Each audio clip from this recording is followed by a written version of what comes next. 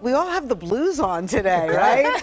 Check out our Good Day New York panel, our 9 o'clock hour. I'm Rosanna Scotto, and we are honored to have with us. Welcome back to Good Day, Senator Kirsten Gillibrand. How have you been? I've been well, very well. I've been in the city all week doing town halls. I did one in Harlem yesterday, which was great, and we got a Queens town hall coming up, and it's going to be fun. Go. Did you meet Dan Bowens and Tashanea Whitlow? Welcome. Thank you very much. Yeah, So, you know, Senator, at the top of the 9, we kind of discuss things that are on our minds. Yeah. And on your mind, too. I mean, you know, you're here with us today. We got to talk about a little bit about, well, let's talk about, there's mixed reaction to President Biden's announcement of a $300 billion plan to offer relief for people paying back student loans. Now, Tashanea, when you looked into this, I mean, you can't satisfy everybody. No, you can't. So, I mean, he's getting flack on both sides of the aisle. Now, President Joe Biden, he has received both criticism and praise for his student debt cancellation policy. The plan is to forgive up to $20,000 in student debt, which was a campaign promise that the president made during his presidential run. People who make under $125,000 a year, they qualify. So do married couples who make under $250,000.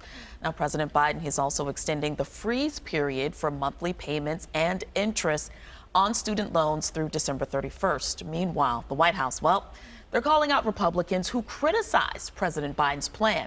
On Twitter, the White House highlighted lawmakers who personally benefited from having Paycheck Protection Program loans forgiven during the COVID pandemic. One of them was Representative Marjorie Taylor Greene of Georgia. According to the White House, she had more than $183,000 in PPP loans forgiven. And another one is also Pennsylvania Representative Mike Kelly. He had nearly $1 million in loans forgiven. All right, so Senator, how do you feel on this? Because, I mean, besides the fact that, I mean, $10,000 is $10,000. It's in New York City, if you go to a school around here, it's going to cost a lot more than $10,000. It's a drop in the bucket, except when you look at the big picture. Still makes a difference. The problem with the student loan crisis is that it's a drag on the U.S. economy. Because people have so much in student loans, over $1 trillion, they can't start a family. They can't buy a home. They can't start a business.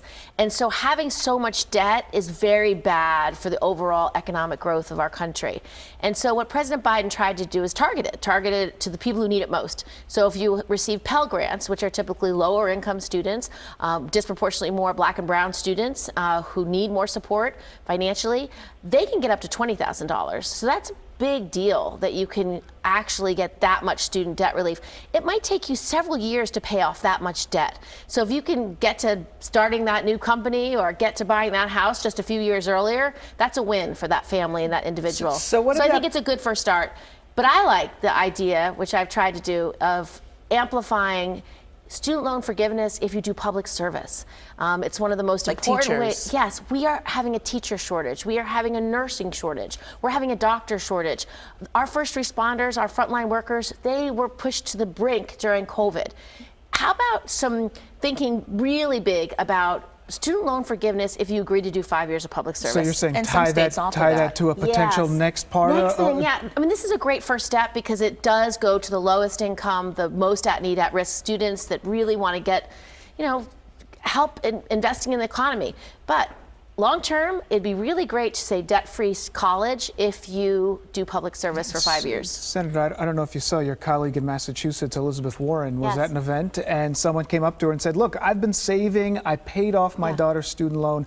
Am I going to get any benefit from this? I feel like this is kind of a slap in the face. Someone who maybe could have benefited from it a couple years ago. What would you say to people who have paid this off and are feeling upset that they missed out?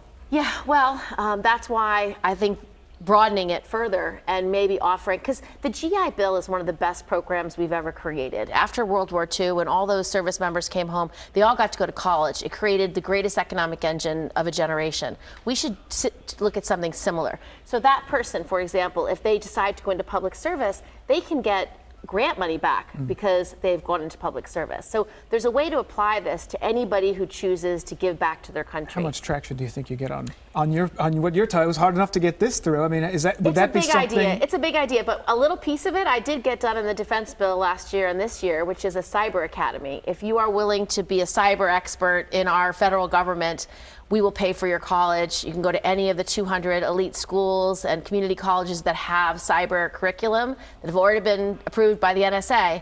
You do 5 years of public service in cyber, you get your school free. What do you think about people who say that this is nothing more than a vote grab? You're basically buying votes by giving away $10,000 to people who have student A couple debt. months before the midterms. Right. Yeah, I don't think that's the way. It's suspect a little bit, right? I don't think so. I think this is about how do you make the economy grow for everyone? How do you get more small businesses started? How do you get people to buy homes? Like it's a bigger picture idea. And people don't vote based on which president does more for them. I don't know. If there is an assumption Democrats would win much more. There is an assumption. Anyway. If I can get a question Yes. in here. Senator, do you agree with how the White House called out those two members? Do you think that'll create more division in an already divided country? So I have a bill. So what they should be doing is disclosing. This should all be public information. So I have a bill. It was a law, the Stock Act, where you had to disclose all the stocks you bought and sold as a member of Congress.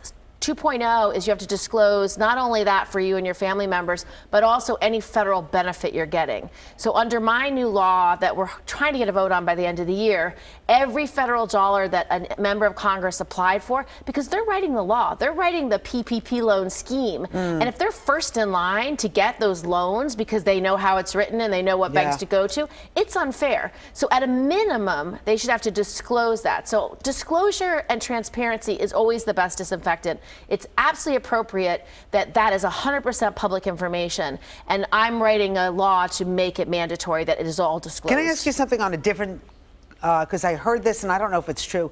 Is it true that Congress is exempt from audits of the IRS?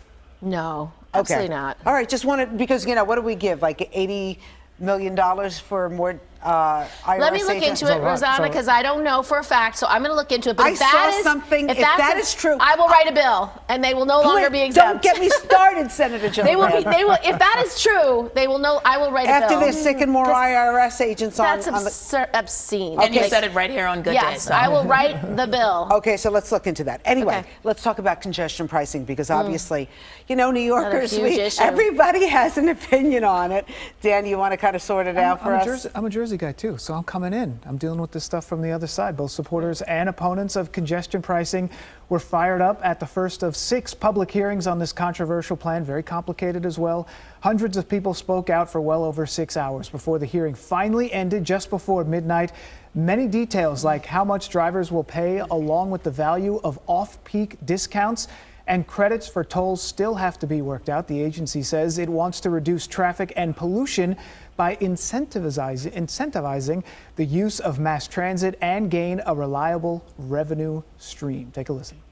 So for you guys to tell me there's going to be $23 every day that I need to take my car out of my driveway is outrageous. I think that this plan will be able to save lives by decreasing the levels of traffic violence currently on our streets. And the MTA will hold 5 more virtual public hearings between tomorrow and Wednesday. You can check out the MTA's website for more information. You know, Senator, I know a lot of this is in the hands of the state government and the MTA at this point, but a lot of what we hear is if it's implemented correctly, if the MTA implements it correctly, certainly anyone who sees what these big institutions do, it never gets implemented exactly correctly. Where do you see your role in this on the federal side of oversight and making sure this is distributed properly? Well, there could be a good oversight role, but I've been listening to the constituents. I am worried that the study showed that the Bronx is going to get a disproportionate amount of truck traffic. And Staten Island. That's really tough, because the highest asthma rate right now in our state is in the Bronx, because of the way the highways were made, you know, 60, 70 years ago, legacies of the Robert Moses era. And unfortunately, those kids do not need more truck traffic. I mean, every New Yorker has a right to breathe free, to be able to have clean air. And that's what this law is trying to get to. How do we reduce the amount of people who are coming into the city when they could be using mass transit? I don't know if this is the right way to get there. Yeah. I certainly know the intention is very good, but I'm very worried about this disproportionate impact in a place like the Bronx, which is already really carrying a heavy load on poor air quality. And the MTA has done their own studies, and they're saying it probably won't reduce traffic, at least for 20 years. Really? Yeah, citywide, it will not reduce traffic. Yeah. And you know, the jury's out also on how much money they're going to make, because they're planning on $1 billion, right? A year. And London right now, I think they're making $400 million a year. Yeah. And Because people are finding ways around it? Is that what's happening? I guess. I mean, you try and to then you're worried about the carve-outs. I hate to say it, but Senator Gillibrand, will you pay when your car comes in the zone? You know, a lot of people are concerned. Who are going to get the carve-outs? Well, all I've read is what you've read, that we want to try to do it for the disability community because they have to be driven in. It's perhaps prohibitive, and maybe for the rideshare and taxi cab industry. I don't know the answer. I just know they're trying to get to a good answer, but getting the studies and getting the facts is relevant, and also letting people speak out about it, having this comment period so elected leaders can hear directly from the people they represent. But will that really make a difference? Because at this point, isn't it up to the feds? No, not congestion pricing. It's entirely up to the city. The city and the state. We don't have a role on congestion pricing. I thought they had final approval or something like that. DOT does? Federal DOT? Yeah, I think so. Well, then it's up to the Transportation Secretary. Right. So I will continue to listen and weigh in as appropriate, but I just have a lot of concerns. It doesn't seem like a simple solution. Legitimate concerns. So that's let's for sure. talk about our little poll. More than 80% of you said no, they're not for congestion pricing. Instant poll is live now on our homepage. Head over to fox5ny.com. Cast your vote. All right. It is a day to salute man's best friend. Today is National Dog Day. National Dog Day was established back in 2004. Perhaps you remember that when it was. We have all these holidays I've never heard about. Totally. But back in 2004, it was to celebrate the four-legged companion that gives us unconditional love. It's also a day to raise awareness about dogs that are still in rescue shelters, waiting to give that love away. Furry friends or somebody else, you have a little canine companion. You can actually volunteer at a rescue center, make a donation, or bring a dog home. Do you have any pets? I do. I have a 5-year-old Labradoodle named Maple. Oh, They're And so she's cute. very honey-colored, so she's like maple syrup, and she's one of the most beloved members of the family. so sweet. Who walks the dog mostly? Well, my husband and I do. We take turns. There's Maple, right there. She's sweet. Oh my God, we got a picture of the dog. Look at that. She's pretty. She's a pretty girl. So much of this also is if you are able, we saw so much of this during the height of the pandemic when people were stuck inside, were willing to bring in animals, were willing to adopt, and that need isn't going anywhere. I mean, if you are able, if you can, to adopt a pet, take care of it. I mean, that's, you know. You have a house full. How many pets do you have? Well, we got 4 kids, 3 cats, a dog, and an au pair. It's a little and my zoo mother. there. And I thought my I don't house want that. I was. don't want that congested pricing messing up anything. So, Senator, I know you have some town halls coming to the area. Yeah. Right? You have another one next week? Next one's in Queens. Yep. Do you have to sign up for these town halls? I think you RSVP, but so that we know the numbers, but that's about it. And is there a particular website that we should go to look for that? Gillibrand.senate.gov. There you go. I like that. All right. Well, we appreciate, we had so many more things on our minds. Like, we need some help with the migrants in New boy. York. Can we come back and talk about that? Obviously, you got to plead with the president on that one, right? Yeah. And more resources. We're going to try to get the FEMA dollars in so we can actually pay for the hotels and pay for the food and pay for the medical Right. assistance. I mean, do you know some of these It's expensive. hotels are Yeah. charging like almost $15,000 a month? Most New Yorkers who work full time can't afford Outrageous. that. That's outrageous. Anyway, thank you for your Thank help you. and thank you for bringing nice back chatting with you. the Thank bucks you. for New York. Thank you. All right.